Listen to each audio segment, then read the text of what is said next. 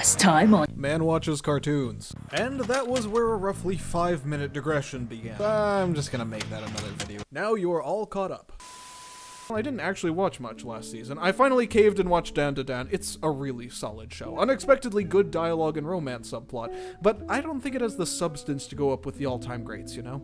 Dead Demons DDDD Destruction, meanwhile, was probably the most memorable show I've watched in a season or two. It has a truly bungled ending, but a mangled plot doesn't hurt a show like this one much. It's maybe the most real-feeling disaster movie I've ever seen, and I'm still thinking about it a week after I finished, which is more than you can say for 95% of the anime out there. For example, I imagine there's a layer of significance that only registers if you're actually Japanese. Something about a people left abandoned by their government to face a massively better armed opponent they have no hope of defeating, forced to turn to fanatical faith in that same nation as they resort to suicide bombing tactics? That ring any bells? This show feels very relevant given our own slow roll apocalypse. The difference being, of course, that we don't have anime magic to bail us out, and the US military hasn't quite reached the point where we're giving climate refugees the armed lifeboat treatment.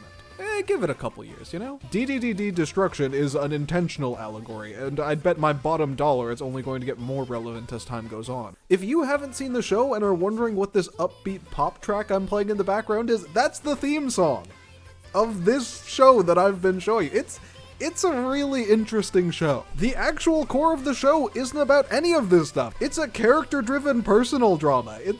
Go watch it. Go watch Dead Demons DDDD Destruction. Go watch it.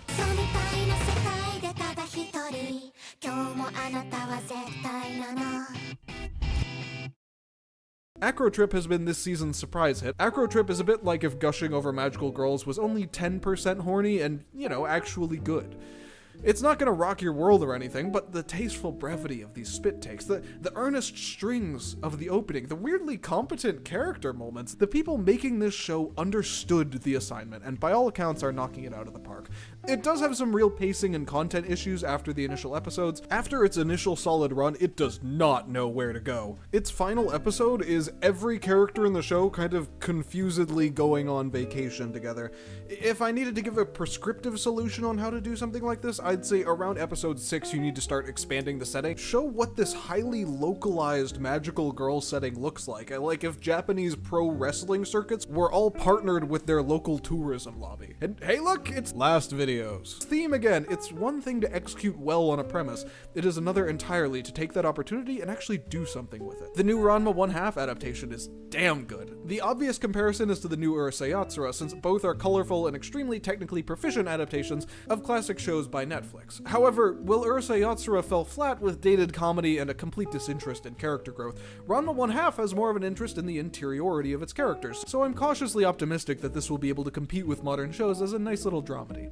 Bonus points for having a distinctive soundtrack with the Chinese instrumentation, and check out Ranma chastising his dad for something he himself did one arc ago. These writers are actually thinking about their characters and letting them grow without shoving it in your face. Rewarding the audience for paying attention is one of the real markers of a quality production. Also, give Ranma his nipples back. What have you done with them, Netflix? He needs them.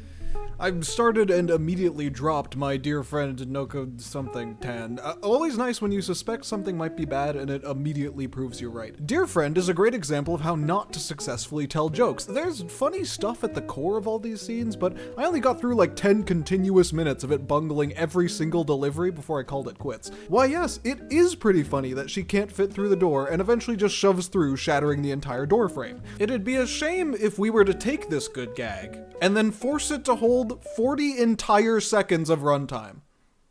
Yeah. 40 entire seconds? For a joke? For one joke? That's so long? I had to go back and put on the funny filter, because playing this single joke in its entirety involves enough footage to get the video copyright struck. It's still going, by the way, in case you were wondering.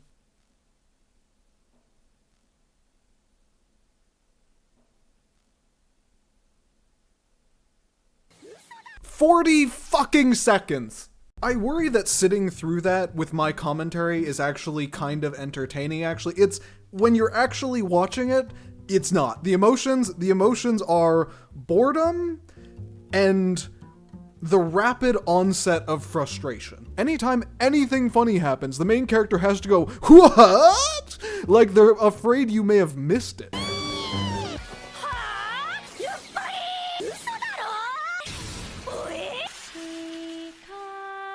Fuck it, if they're not gonna write something new, I won't either. What do I have lying around here? In gag comedy anime, which, spoiler alert, is most of this season, spit takes are subject to inflation, and the more someone throws out the same spit takes, expecting a different result, the less I'm going to respect that gag comedy anime writer. Is this being adapted from a 4-panel gag manga that ends every single strip with a spit take? Is that what's going on here?